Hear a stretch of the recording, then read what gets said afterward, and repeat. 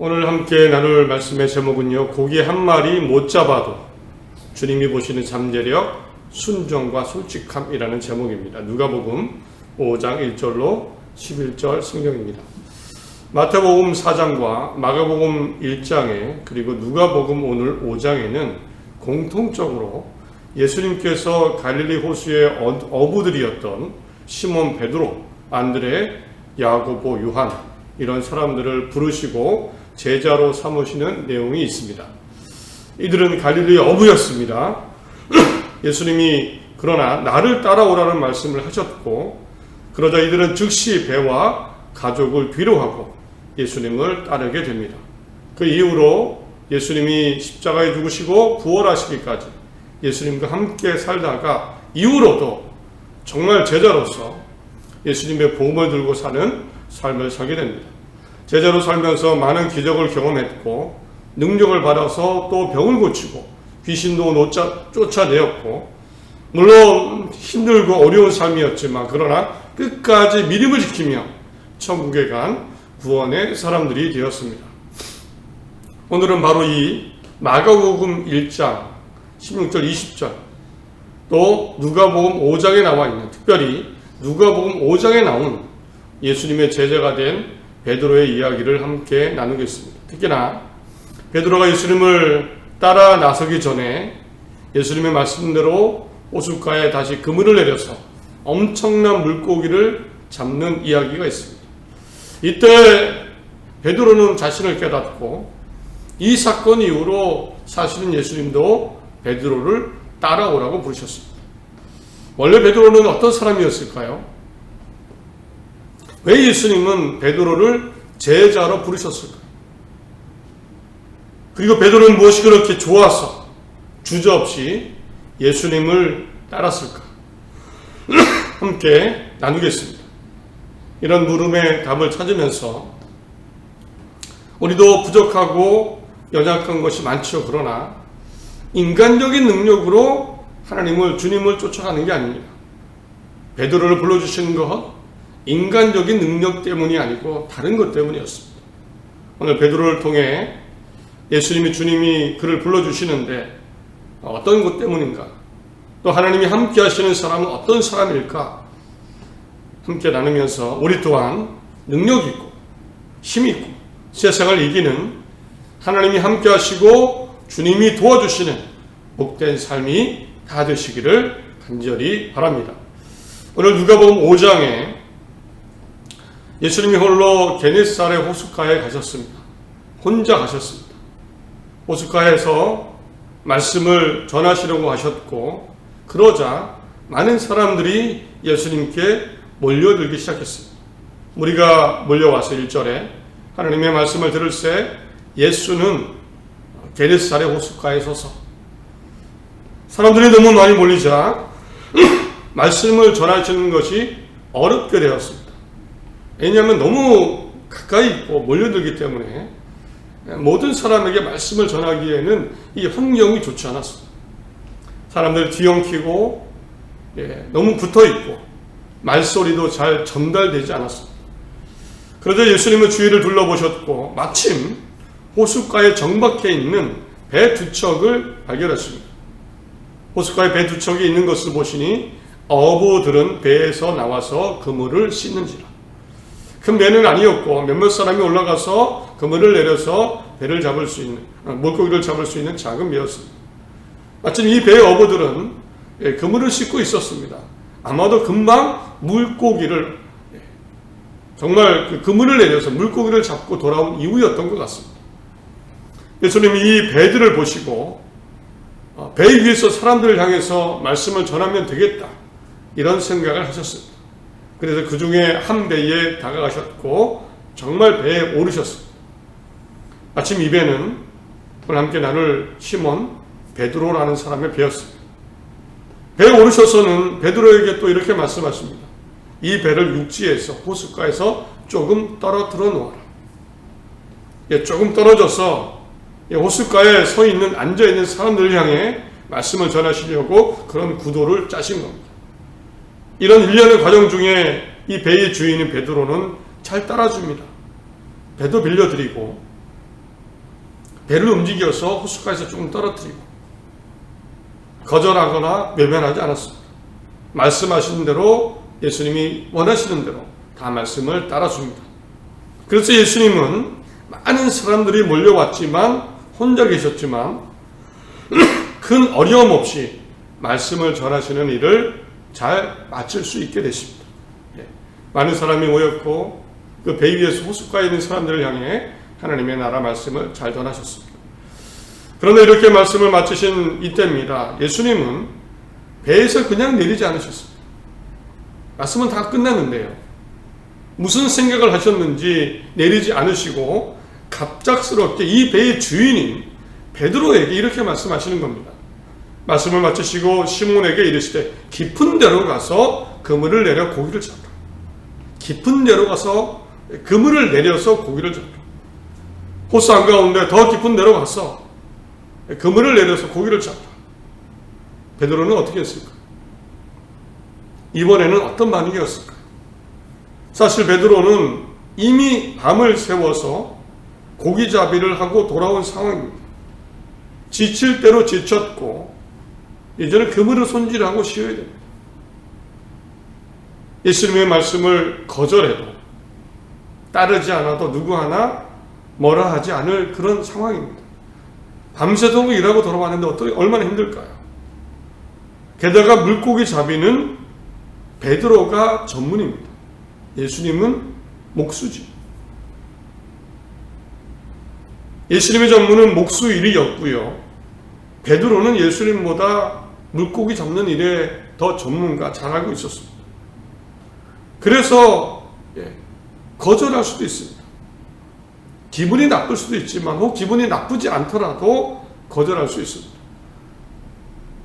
예수님 물고기를 밤새도록 잡았습니다. 그런데 한 마리로 안 잡혔습니다. 한 마리도. 오늘은 날이 아닌 것 같습니다.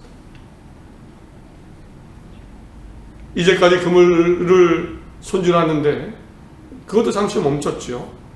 배도 빌려드렸고 호숫가에서 배도 잠시 떨어뜨렸고 예수님의 말씀이 끝낼 때까지 다 기다렸고 그런데 다시 호숫가로 가서 물고기를 잡아라. 이번만큼은 거절하거나 예수님 이번은 아닌 것 같습니다 라고 말씀드릴 수 있었습니다. 그런데 이번에도 베드로는요 예수님의 말씀을 따르기로 결정합니다. 시몬이 대답하여 이르되 선생님 우리들이 밤이 새도록 수고하였으되 잡은 것이 없지만은 말씀에 의지하여 내가 그물을 내리리이다. 베드로는 예수님의 말씀에 말씀하셨기 때문에 밤새도록 고생하고 물고기 못 잡았지만 오늘은 그 날이 아닌 것 같지만 그러나 예수님이 말씀하셨으니까 그 말씀에 힘입어서 말씀을 따라서 우리가 그물을 내려보겠습니다. 그래서 그물을 정리하던 그물을 다시 걷어서 그물을 정말 내립니다. 결과는요 대풍어였습니다. 물고기가 많이 잡혔습니다. 끌어올리려고 하니까 그물이 찢어지기 시작합니다. 그래서 다른 배 동료 나머지 한 배를 부릅니다. 손짓해서 도움을 청합니다. 이 배는 동업자였던 야고보, 요한이라는 형제의 배입니다. 이들이 힘을 합쳐서 그물을 끌어올리면서 배에다가 물고기를 실어 넣기 시작했습니다. 순조롭게 정말 그 두 배에 나눠서 꽉꽉 고기를 채웠습니다. 순조롭게 잘 되는 것 같습니다. 모두가 만족할 정도로 일이 잘 되는 것 같습니다. 그리고 정말 물고기를 다 실었습니다. 그런데 물고기를 다 끌어올리고 배에 실은 다음에 베드로는 정말 놀랐습니다. 사실 베드로와 동료들이 다 놀랐습니다. 배를 채우기 전까지는 그만큼 안 놀랐는데요. 물고기를 배에 다 싣고 나니까 정말 놀랐습니다. 왜냐하면 예상치 못한 일이 벌어졌습니다. 이에 다른 배에 있는 동무들에게 손짓하여 와서 도와달라고 하니 그들이 와서 두 배의 체험에 잠기게 되었더라. 두 배가 가라앉을 정도로 물고기가 많이 잡힌 것을 지금 확인하게 된 겁니다. 잠기게 되었다는 것은요, 찰랑찰랑 잠길까 말까 이 정도가 아니고 물이 차서 가라앉고 있는 중입니다. 영어 성경에 보면 그렇게 나옵니다. 가라앉기 시작한 겁니다. 물고기를 걷어 올릴 때는 몰랐는데, 그물이 그냥 찢어질 정도인 줄 알았는데 얼마나 많이 잡혔는지 2배의 물이 차오르기 시작할 정도. 정말 많은, 상상도 못한, 일평생 경험한 적이 없는 그런 물고기 양을 확인하고는 놀랐습니다. 배가 가라앉고 나서야 앉는 상황이 되자, 그러자 정말 이 일이 너무나 놀라운 사실인 것을 깨닫고 확인하게 됩니다. 이렇게 물고기가 정말 상상할 수 없을 정도로 많이 잡힌 것을 확인하면서, 경험하면서 베드로가 갑자기 예수님께 무릎을 꿇습니다. 그리고 간청하고 고백합니다. 8절, 시몬 베드로가 이를 보고 예수의 무릎 아래에 엎드려 이르되 주여 나를 떠나소서 나는 죄인이로소이다. 베드로는 2가지 말씀을 드립니다. 주님 나를 떠나십시오. 베드로는 자기가 예수님과 함께할 수 없다는 생각을 가진 겁니다. 예수님과 함께하지 못하겠다. 어떤 이유인지 예수님 나를 떠나십시오. 이유를 설명합니다. 나는 죄인입니다. 나는 죄인이기 때문에. 나는 자격이 없으니까요. 나를 떠나십시오. 왜 이렇게 죄인이라고 했을까? 여기에 대한 공통적인 해석이 있습니다. 베드로는 이런 기적을 경험하고 예수님의 그 신적인 능력에 압도되어서 두려움과 경외를 느꼈다. 그리고 자기의 연약한 죄성을 발견해서 나는 죄인입니다. 신적인 하나님 앞에 갔을 때 죄인임을 깨닫는 것처럼, 자기가 얼마나 연약하고 부족하고 죄 많은 존재인지 깨닫는 것처럼 베드로도 그랬을 거라는 겁니다.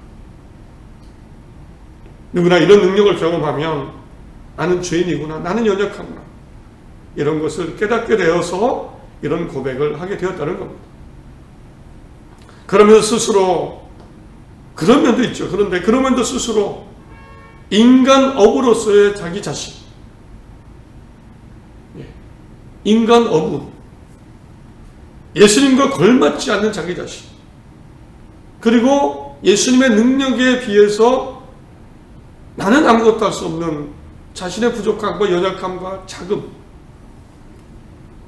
예수님은 한 번 그물로 이만큼 물고기 잡힐 정도로 능력이 많으신 분인데, 나는 밤새도록 그물을 내렸는데 물고기 한 마리 잡지 못했는데 너무너무 부족합니다. 나는 예수님과 함께할 능력이 될까? 전문 어부인데도 물고기 한 마리 못 잡았는데 예수님은 말씀 하나에 물고기를 이렇게 많이 잡으셨습니다. 능력이 많은 예수님과 무능한 어부 베드로 나 자신, 마치 하나님 앞에 선 것 같은 그런 자신의 연약함과 부족함, 이것을 깨달았을 겁니다. 더군다나 베드로 믿음이 있었을까요? 이만큼 잡힐 정도로 놀란 이유는 사실은 이렇게 잡힐 줄 몰랐습니다. 어쩌면 부정적이었을 수도 있어요. 그물을 내리면서도 하긴 하지만 우리가 밤새도록 잡았는데 한 마리 못 잡았는데 잡히겠어? 그물을 끌려 올리면서도 잡히긴 잡혔네. 예전에 우리가 언제 잡았던 만큼 그 정도 잡혔겠지. 어느 그 부정적이거나 아니면 당연하다는, 예수님에 대한 전적인 신뢰가 아니고 자기 인간적인 수준에 맞는 생각, 어쩌면 믿음이 그렇게 좋지 않았을 수도 있습니다. 예수님을 전적으로 신뢰하지 않고, 그런데 대풍어, 일생에 한 번도 좀 일어나지 않은 배가 잠기고 가라앉을 만큼의 물고기가 잡힌 것을 보고는 내가 예수님을 이럴 줄 몰랐던 그 연약한 믿음, 예수님과 걸맞지 않은 자기 자신의 연약한 믿음, 부족함, 그래서 나는 죄인입니다. 분명한 것은요, 베드로는 지금 예수님과 자기 자신이 걸맞지 않다는 것을 느끼고 있습니다. 나는 죄인 수준이고 인간적인 능력도 부족하고 믿음도 약하고 나는 그냥 죄인 수준이구나. 그러니 예수님, 나를 떠나십시오. 난 죄인입니다. 예수님과 함께할 만큼 그런 그릇이 못 됩니다. 베드로 입장에서는 당연한 생각이었을 겁니다. 큰 생각 못했는데 오시니까 그냥 좋았고, 어쩌면 예수님이라는 분이 말씀하시니까 배도 빌려드리고 그래 그물도 한번 내려보고 이 정도 수준이었는데, 그 예수님의 존재와 하나님이 함께 하시고 하나님의 능력을 경험하고는 하나씩 쪼그라들었습니다. 나는 못하겠구나, 안 되겠구나. 그런데 이렇게 나는 믿음도 연약하고 인간적인 능력도 부족하고 예수님에 비해서는 한참 부족한데, 비교도 안 되는데 자책하고 쪼그라들어 있는 베드로에게 예수님은 뜻밖의 말씀하십니다. 10절에 세베대의 아들로서 시몬의 동업자인 야고보와 요한도 놀랐습니다. 예수님께서 시몬에게 이르시되 무서워하지 말라. 이제 이후로는 내가 사람을 취하리라. 이제 이후로는, 이 말씀 뭡니까? 지금부터는 이 말씀은요, 예수님이 나를 따라오라는 말씀입니다. 이제 이후로는, 그전에는 업으로 살았는데 이제 이후로는, 이 말씀은 이제부터 나를 따라오면, 이 말씀입니다. 따라오라는 말씀입니다. 걱정 말고 나를 따라오라. 이제 이후로는 내가 사람을 취하리라. 네가 나를 따라오면 사람을 취할 거다. 지금처럼 많은 물고기를 잡은 것처럼 앞으로 많은 사람을 얻게 될 것이다. 베드로는 눈으로, 몸으로 확인합니다.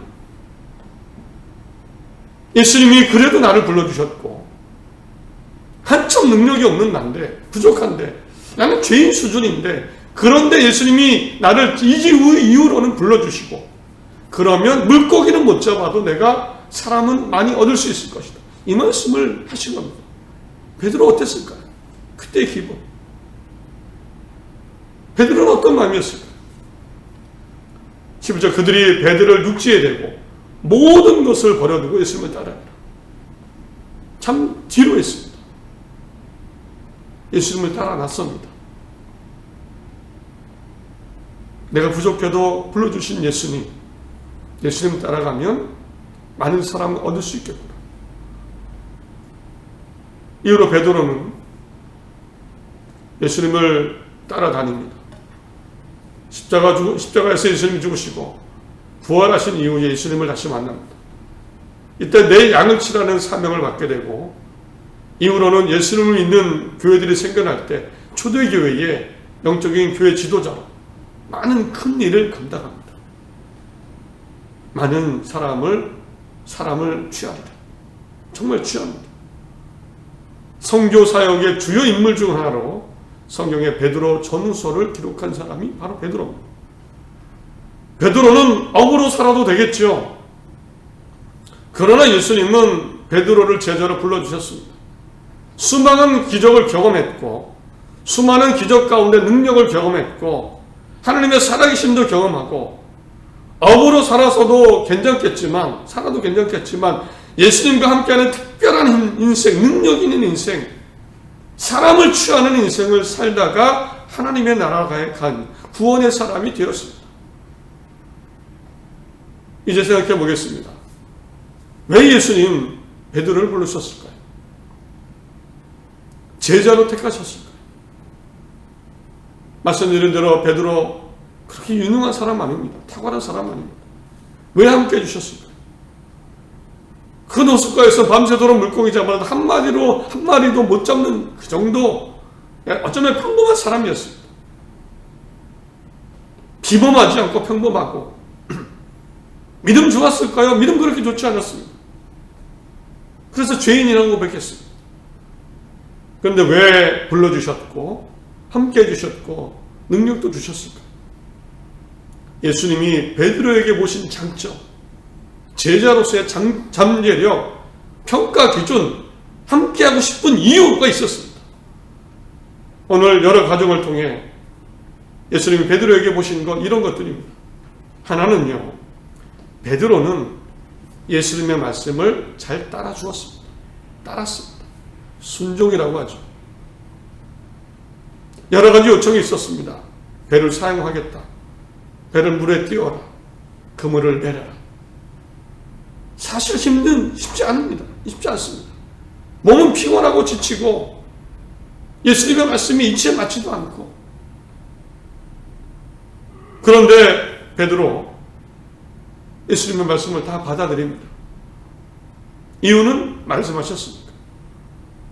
긍정적으로 수용하는 마음. 그때 예수님은 그 모습을 보신 겁니다.